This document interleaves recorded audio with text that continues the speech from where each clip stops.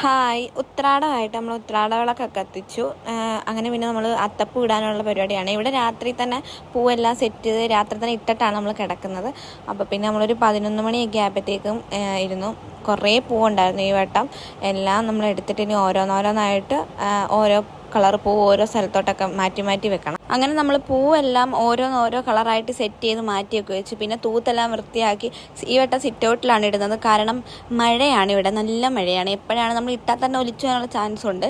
അതുകൊണ്ട് നമ്മൾ ഈ വട്ടം സിറ്റൗട്ടിൽ ഇടാമെന്ന് വെച്ചു. വെറുതെ എന്തിനാ തിരുവോണത്തിന് അന്ന് തന്നെ പൂ നശിപ്പിക്കുന്നത്. സത്യത്തിൽ ഈ ടൈലിൽ ഇതെങ്ങനെ വരയ്ക്കേണ്ടതെന്ന് ഓർത്തില്ല. നമ്മൾ 2-3 കളർ ചോക്കൊക്കെ എടുത്തുകൊണ്ട് വന്ന് വരയ്ക്കാൻ നോക്കി, പക്ഷെ നടന്നില്ല. പിന്നെ ഒരു മാർക്കർ എവിടെ നിന്ന് തപ്പി എടുത്തുകൊണ്ട് വന്നിട്ട് ആക്കി. പിന്നെ പാത്രമൊക്കെ വെച്ചിട്ടാണ് അഡ്ജസ്റ്റ് ചെയ്യുന്ന ഓരോ വട്ടമൊക്കെ വരയ്ക്കുന്നത്. പ്രത്യേകിച്ച് ഞങ്ങൾക്ക് രണ്ടുപേർക്കും ഇതിൻ്റെ വലിയ ഐഡിയ ഒന്നും ഇല്ല ഏത് ഡിസൈൻ വരയ്ക്കണമെന്ന്. കാണുന്ന ഡിസൈനൊക്കെ നല്ല പാടാണ്.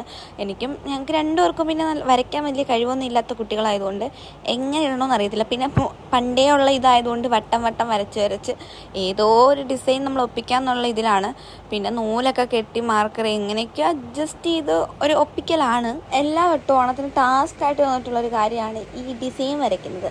നമ്മൾ എത്ര പ്ലാൻ ചെയ്ത് ഇന്ന ഡിസൈൻ വരയ്ക്കണമെന്ന് വിചാരിച്ചാലും ആ സമയമാകുമ്പോൾ ഞങ്ങൾ രണ്ടൊരു ഡിസൈൻ മാറ്റും. കാരണം ഞങ്ങൾക്ക് രണ്ടുപേർക്കും വരയ്ക്കാനുള്ളത്. പിന്നെയും നമ്മൾ മണ്ണിലൊക്കെ ഇടുമ്പോൾ പിന്നെ ഒരിടം റെഡിയായി വരും. ടൈലിലൊക്കെ ഇടുവാണെങ്കിൽ നല്ല പാടാണ്. നമ്മൾ വിചാരിക്കുന്ന പോലൊന്നും കറക്റ്റ് പെർഫെക്ഷൻ കിട്ടത്തില്ല.